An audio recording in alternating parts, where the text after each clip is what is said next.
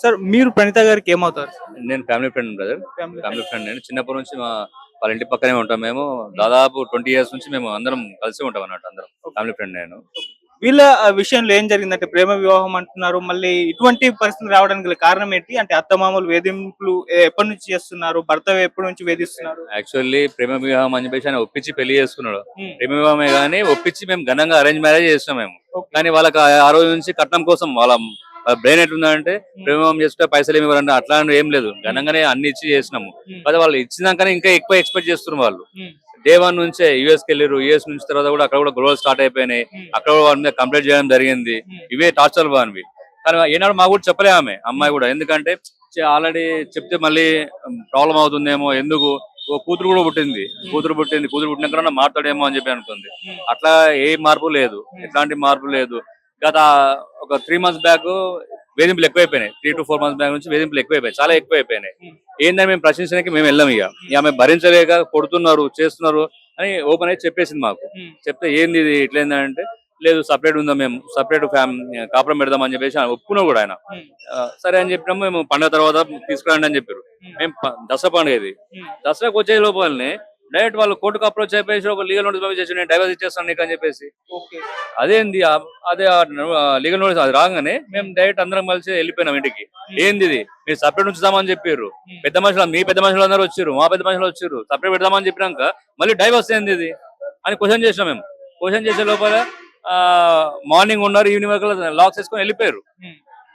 భర్తతో సహా అత్తమ్మ అందరూ వెళ్ళిపోయారు. మేము కింద పోర్షన్ ఉంది, ఆ కింద పోర్షన్ అమ్మాయి ఉంటుంది. 3 నెలల నుంచి ఇది జరుగుతూనే ఉంది.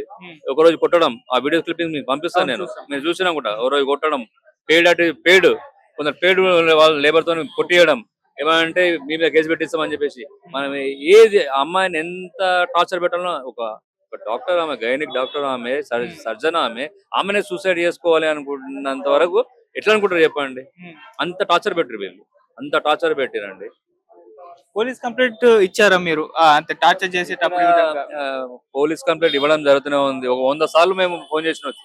అంటే వాళ్ళు ఏమన్నారంటే ప్రతిరోజు రావడం, ప్రతిరోజు గొడవ చేయడం, అన్నట్టు ఫోన్ చేయగానే ఇక మీ పంచాయతీ ఉందా మాకు అంటే ఎవరికి చెప్పుకోవాలి చెప్పండి. మరి అమ్మాయి ఎవరికి చెప్పుకోవాలి? పోలీసు వాళ్ళు. అవును, ఏమంటే 2 కేసులు చేసాం వాళ్ళ మీద. అవును, 2 కేసులు అంటున్నావు, 3వ కేసు 4వ కేసు. ఎన్నిసార్లు అఫెన్స్ చేసి అన్నిసార్లు పెట్టరా కేసు మీరు?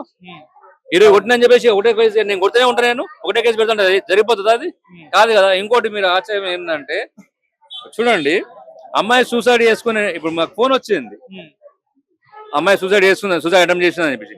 అందరు బంధువులు వెళ్తారా ఇలా ఇంటికాడికి? ఏం రా మీరు చంపుతారా అని అడగారా? అడిగినందుకు కూడా మా మీద దాడి చేశారని చెప్పేసి అమ్మాయి పాపం ఇంట హాస్పిటల్ అడ్మిట్ చేసి ఆడ వస్తే మమ్మల్ని కొట్టిరని చెప్పేసి మా మీద కంప్లైంట్ ఇస్తే, పిల్ల తల్లి మీద, అన్నల మీద ఎవరైతే సపోర్ట్ మీద ఎఫ్ఐఆర్ చేపించినారు. ఏందండి అది? ఆమె హాస్పిటల్లో ఉంది, ఆమె ఎఫ్ఐఆర్ అయింది. ప్రణీత పేరు కూడా పెట్టింది అందులో. ఆమె వచ్చి కొట్టిందా? 25th రోజు ఆమె హాస్పిటల్ పడి ఉంది, దాని మీద ఎఫ్ఐఆర్ చేస్తారా అండి? సో పోలీసులు కంప్లీట్ గా వాళ్ళ సైడ్ కూడా ఉన్నారు అనుకోవచ్చా?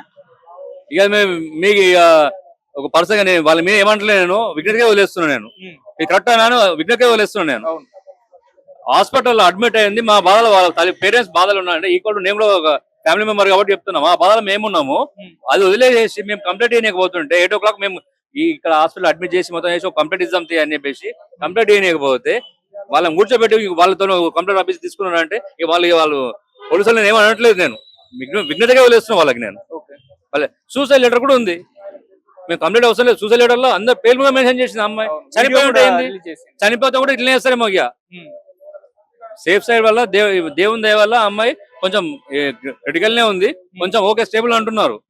చనిపోతే కూడా మా అమ్మాయి కేసు చేస్తారేమో. ఇక ఏంటండి ఇది ఎక్కడ పోతున్నట్టు?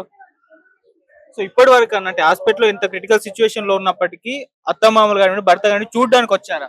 అసలు వాళ్ళు చూడని కాదండి, తాళం వేసుకొని వెళ్ళిపోయారు. వాళ్ళు తాళం వేసుకొని పారిపోయారు. ఓన్లీ పోలీస్ స్టేషన్కి వస్తారు వాళ్ళు. వాళ్ళకి ధైర్యం ఏందో చూడండి మీరు. పారిపోయారు, ఇంటికి రారు వాళ్ళు. సరే వాళ్ళు ఏ దొంగతనం చేయలేదు, ఏం చేయలేదు, ఇంటికి ఎందుకు రారు వాళ్ళు? సరే నిన్నంటే ఒక ఇన్సిడెంట్ అయింది, అంత ముందుకు ఏమైంది? ఎప్పుడు చూడు దొంగలాగా పారిపోవాలి. దొంగలు కాబట్టి పారిపోతారండి. మేము ఏం చేయలేదు కాబట్టి అక్కడ ప్రశ్నిస్తున్నాం వాళ్ళని, అక్కడ ఉంటున్నాం మేము. దొంగలు కాబట్టి పారిపోయారు వాళ్ళు. ఓన్లీ పోలీస్ స్టేషన్కి వస్తారు, ధైర్యంగా వస్తారు. పోలీస్ స్టేషన్కి ఎట్లా వస్తారంటే ధైర్యంగా? అంత ధైర్యం ఎక్కడదండి? ఎవరు ఇచ్చారండి వాళ్ళకి? నేను అనట్లేను, పోలీసులు ఏమనట్లేదు, నేను విజ్ఞతగా వదిలేస్తున్నాను వాళ్ళకి. అంత ధైర్యం ఎక్కడికి వచ్చింది వాళ్ళకి? పోలీస్ స్టేషన్ మాత్రం ధైర్యంగా వస్తారు. కేసులు పెట్టేస్తారు. వాళ్ళ మమ్మీని కొట్టిన రోజు వాళ్ళ మమ్మీ కంప్లైంట్ చేయకపోతే వాళ్ళు మళ్ళీ వాళ్ళు వస్తారు, మమ్మల్ని కూడా కొట్టిరు అంటారు. ఈమె మీద ఒక ఎఫ్ఐఆర్, ఆమె మీద ఒక ఎఫ్ఐఆర్. నిన్న చనిపోయిందని చెప్పేసి సూసైడ్ అటెంప్ట్ చేసి కంప్లైంట్ చేయకపోతుంటే దీని మీద ఒక ఎఫ్ఐఆర్, వాళ్ళు ఇచ్చారని వాళ్ళ మీద ఏందండి అసలు ఇక్కడ న్యాయం చెబుతున్నట్టు ఇక్కడ. అండ్ పాప విషయానికి వచ్చేసరికి ఎవరి దగ్గర ఉంది పాప ప్రజెంట్? పాప ప్రజెంట్ మా దగ్గరనే ఉంది, డే 1 నుంచి కూడా మా దగ్గరనే ఉంది. మేమే చదివిపిస్తున్నాం పాపని. వాళ్ళంతా నిన్న ఏదో ఛానల్లో లేదు నా పాపని చూసుకున్నాను. అరే ఇడియట్ అంటున్నాను. అరే ఇడియట్, నీ పాపని చూసుకుంటూ అంటున్నావు నువ్వు, ఏ విధంగా చూసుకుంటావు? అట్లీస్ట్ నీ ఇంట్లో 6 నెలలు, సరే అంత ముందుకు లేదంటున్నావు, 6 నెలల నుంచి ఉంటుంది. ఏ స్కూల్కి వెళ్తుంది? అట్లీస్ట్ ఒక స్కూల్ ఫీజు కాదు, ఒక సాక్స్ కొనిచ్చినావా నువ్వు ఎప్పుడన్నా? ఒక చాక్లెట్ కొనిచ్చావా? నీ ఇంట్లో ఉంది. ఈ రోజు మాత్రం రానంటున్నావు నువ్వు, నన్ను కొడతారు వాళ్ళు, నాకు భయం ఉంది అంటున్నావు. అంత ముందుకు ఎందుకు రాలేదు నువ్వు? మరి నా పాప ఎక్కడ ఉంది? నా పాపకి అట్లీస్ట్ ఏమైనా కొనిచ్చినా, అట్లీస్ట్ స్కూల్ ఫీజు ఎవరు కడుతున్నారు? సంబంధం లేదా?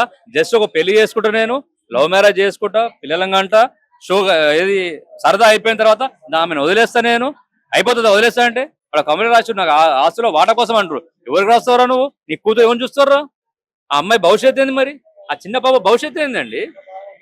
అడగరా పెద్ద మనుషులు అడగరా పిల్ల భవిష్యత్తు ఏందిరా బాబా అని? సరే అమ్మాయి ఒక అమ్మ కాబట్టి, ఆమెతో ఐదులు కాబట్టి డిప్రెషన్ కలిగి సూసైడ్ చేసుకుంది. నిజంగా చనిపోయి ఉంటే ఆ పాప భవిష్యత్తు ఏంది? వీడి మీద ఏం డౌర్ వస్తుంది? వీడి ఏం నమ్మకం ఉంది మన మీద? సరే 6 నెలల నుంచి 1 ఇయర్ ఎప్పటి నుంచి పుట్టినప్పటి నుంచి వీళ్ళు ప్రేమ చూసుకుంటే మాకు కూడా ఏముండపోతుండే. అరే మంచిగా చూసుకుంటారా బాబు అని. ఇప్పుడు ఎవరు కడుతున్నారు ఫీజు? అడగండి వాడిని, ఎవరు చూసుకుంటారు? అట్లీస్ట్ ఒక సాక్స్ అంటున్నాను నేను, ఫీజు కాదు. అమ్మాయికి ఏది జీడీ గోయంక స్కూల్లో 1.5 lakh కట్టి మనం చదివిస్తున్నాం. ఆ చిన్న పాప, ఆ పాప కూడా ఏడుస్తుంది, మా మమ్మీకి ఏమైందని ఏడుస్తుంది. ఏం కాలేదు బేటా, జ్వరం వచ్చిందని చెప్పేసి ఇంట్లో పెట్టేసినాం. పాప మీద ఎందుకని ఇంపాక్ట్ ఎందుకని? ఈ కట్నం అంటే కట్నం అనేది శాఖ లేకుంటే అది వేధించడానికి కారణం? అసలు ఎందుకు కట్నం కారణం? నేను అది ఒక సాక్ మాత్రమే అంటున్నా. వాడికి ఇంకో ఇల్లీగల్ ఎఫ్ఐఆర్ ఉందని అనుకుంటున్నాను నేను. ఎందుకంటే ఒక అమ్మాయి, ఆమె కూడా నువ్వు ప్రేమించిన అమ్మాయి, అరేంజ్ మ్యారేజ్ కాదు, నువ్వు ప్రేమించిన అమ్మాయి వదిలించుకోలేక ఒక సాక్ ఇది పెట్టడం, మా మీద పెట్టడం. ఆమె ఆల్రెడీ అట్లానే వాళ్ళు బిజినెస్ చేస్తా అంటే వీళ్ళు ఇచ్చిర్రు, డబ్బులు ఇస్తూనే ఉన్నారు, అన్ని చేస్తున్నారు.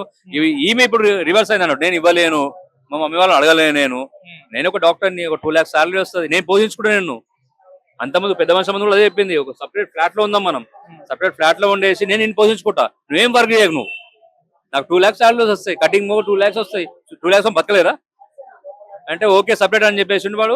అమ్మ మళ్ళీ నన్ను ఏదో సపరేట్ చూస్తున్నాం అనుకున్నారు. ఎంత వదిలించుకుంది, దీన్ని ఎంత కొట్టినా తిట్టినా గానీ ఇది ఉండనంటుంది. ఇది ఇంతవరకు